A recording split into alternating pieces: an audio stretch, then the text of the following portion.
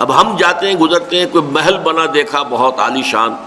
تو ایک دفعہ تو ہمارے اعصاب کے اندر جو ہے نا تھر تھراہٹ پیدا ہو جاتی ہے نا، یہ کتنے خوش نصیب لوگ ہیں، کیسے کیسے کوٹھیاں، کیسے کیسے محل ان کو نصیب ہے۔ اگر ایمان ہو تو کچھ نہیں ہوگا، کوئی اثرات آپ پر نہیں ہوگا،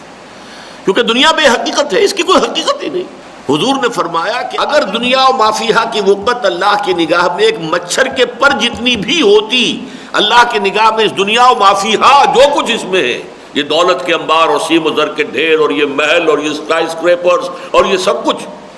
ان سب کے سمیت ان کی اگر اللہ کی نگاہ میں وقت ایک مچھر کے پر کے برابر بھی ہوتی تو کسی کافر کو یہاں سے ایک گھونٹ پانی بھی نہ دیتا۔ اللہ نے تو اس کو عام کیا ہوا، کافروں کے لیے کھاؤ پیو عیش کرو، دنیا کے سب کچھ دے رکھا، اس لیے کہ اس کی حیثیت ہی کوئی نہیں۔ بلکہ فرمایا گیا سورہ زخرف میں کہ یہ اگر اندیشہ نہ ہوتا کہ ساری ہی دنیا کافر ہو جائے گی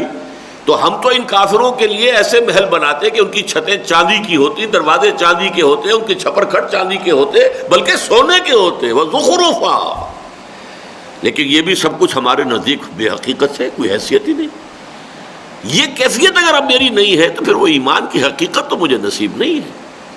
معلوم ہوا کہ میرے فکر و نظر کے اوپر غلبہ تو یہی ہے کہ اصل اہمیت اس دنیا کی ہے، مال و دولت کی ہے، یہاں کے محلات کی ہے، یہاں کی آسائشوں کی ہے، یہاں کے عیش کی ہے۔ اگر یہ ہے حیثیت تو پھر ایمان بالآخرت کہاں ہے؟